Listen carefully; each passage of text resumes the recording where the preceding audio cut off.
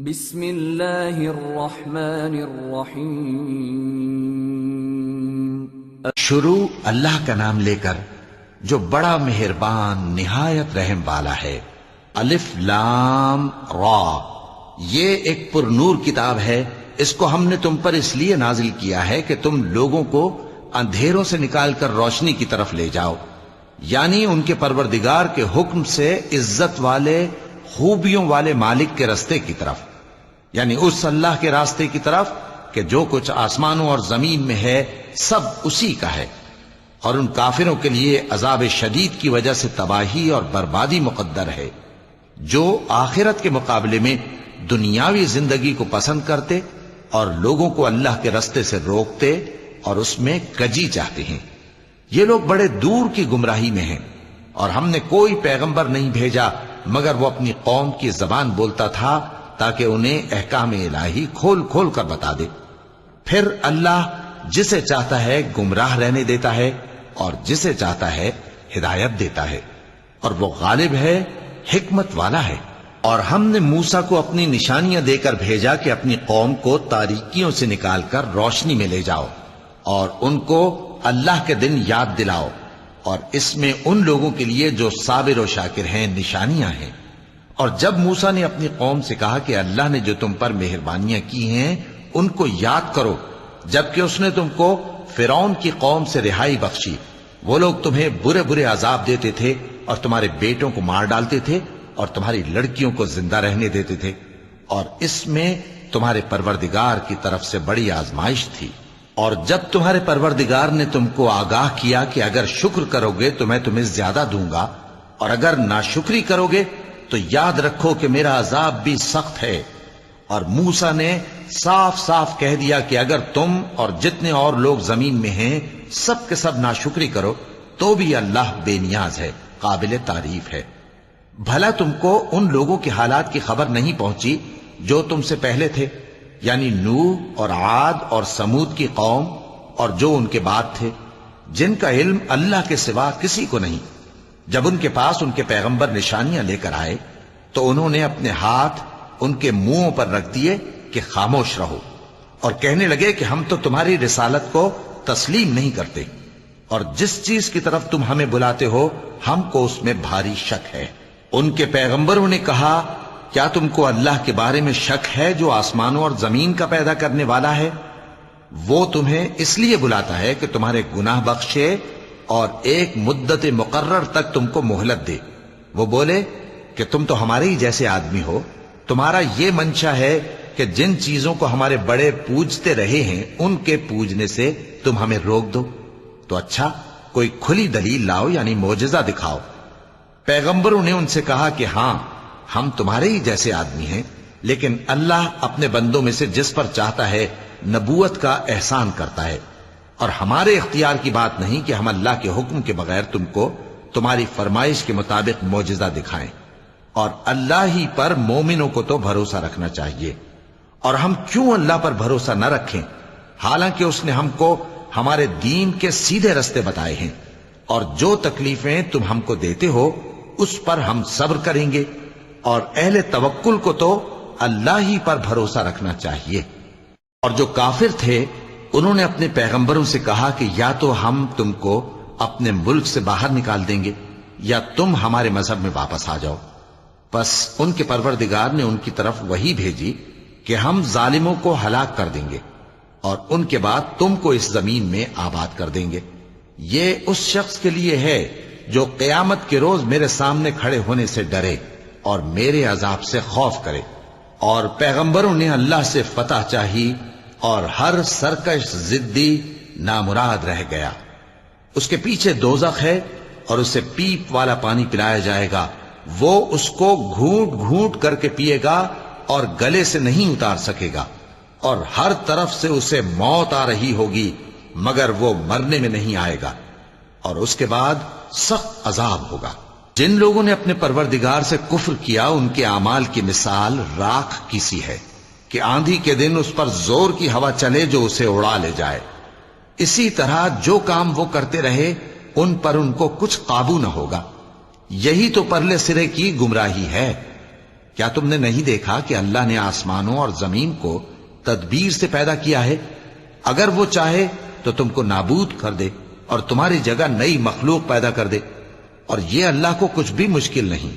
اور قیامت کے دن سب لوگ اللہ کے سامنے کھڑے ہوں گے تو غریب پیروکار بڑے بن بیٹھنے والوں سے کہیں گے کہ ہم تو تمہارے پیرو تھے، کیا تم اللہ کا کچھ عذاب ہم پر سے دفع کر سکتے ہو؟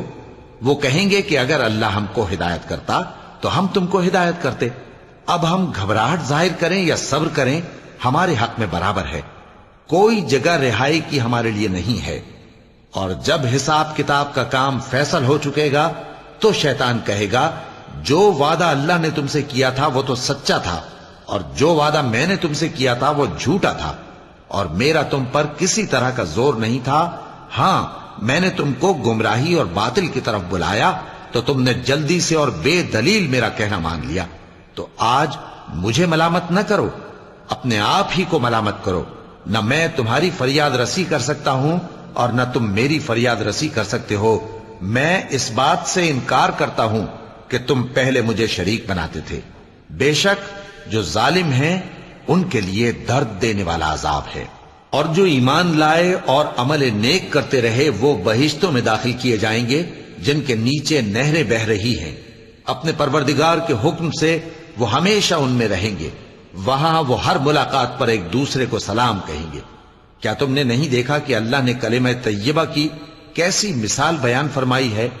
وہ ایسی ہے جیسے پاکیزہ درخت جس کی جڑ مضبوط ہو اور شاخیں آسمان میں پھیلی ہوں، وہ اپنے پروردگار کے حکم سے ہر موقع پر پھل لاتا ہو۔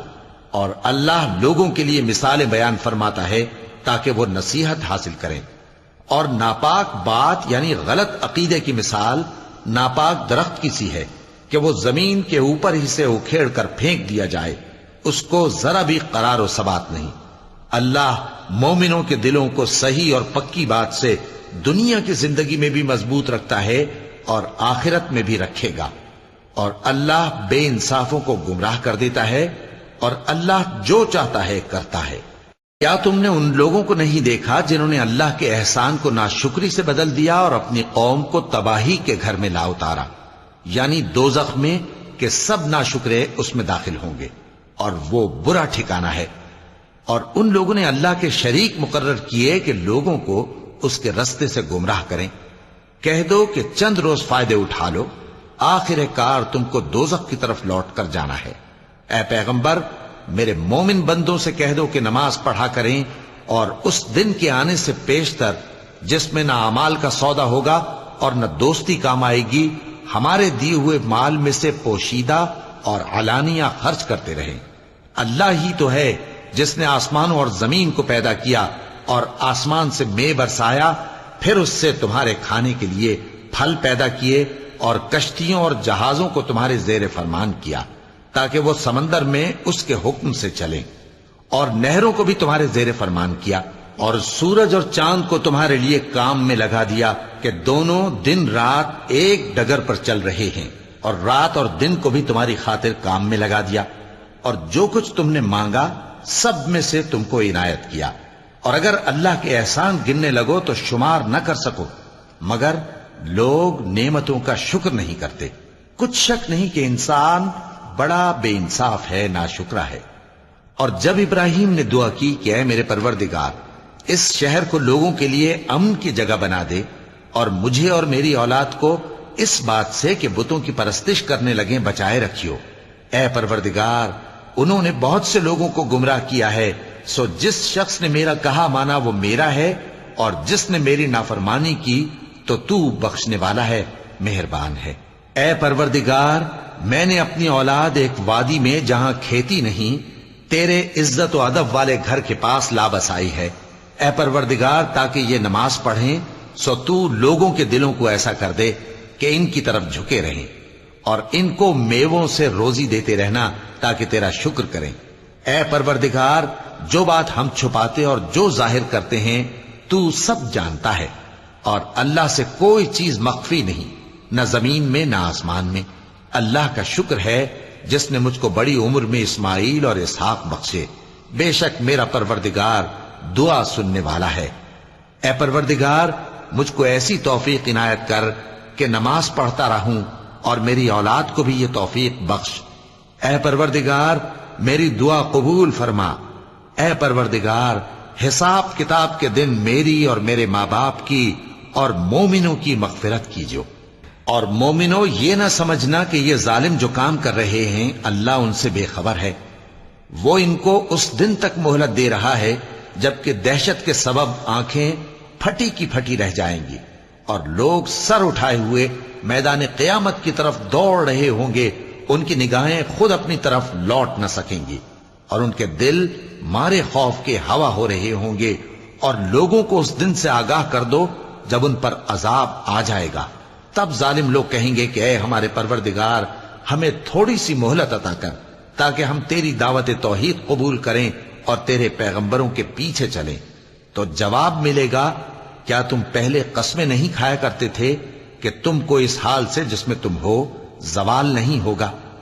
اور جو لوگ اپنے آپ پر ظلم کرتے تھے تم ان کے مکانوں میں رہتے تھے اور تم پر ظاہر ہو چکا تھا کہ ہم نے ان لوگوں کے ساتھ کس طرح کا معاملہ کیا تھا اور تمہارے سمجھانے کے لیے مثالیں بیان کر دی تھیں۔ اور انہوں نے بڑی بڑی تدبیریں کی اور ان کی سب تدبیریں اللہ کے ہاں لکھی ہوئی ہیں۔ گو وہ تدبیریں ایسی غضب کی تھیں کہ ان سے پہاڑ بھی ٹل جائیں۔ تو ایسا خیال نہ کرنا کہ اللہ نے جو اپنے پیغمبروں سے وعدہ کیا ہے وہ اس کے خلاف کرے گا۔ بے شک اللہ زبردست ہے، بدلہ لینے والا ہے۔ جس دن یہ زمین دوسری ہی زمین بنا دی جائے گی اور آسمان بھی بدل دیے جائیں گے اور سب لوگ اللہ کے سامنے نکل کھڑے ہوں گے، جو یکتا ہے بڑا زبردست ہے۔ اور اس دن تم گناہگاروں کو دیکھو گے کہ زنجیروں میں جکڑے ہوئے ہیں، ان کے کرتے تارکول کے ہوں گے اور ان کے چہروں کو آگ لپٹ رہی ہوگی، یہ اس لیے کہ اللہ ہر شخص کو اس کے اعمال کا بدلہ دے۔ بے شک اللہ جلد حساب لینے والا ہے۔ یہ قرآن لوگوں کے نام اللہ کا پیغام ہے تاکہ ان کو اس سے ڈرایا جائے اور تاکہ وہ جان لیں کہ وہی اکیلا معبود ہے اور تاکہ اہل عقل نصیحت حاصل کریں۔ صدق اللہ العظیم۔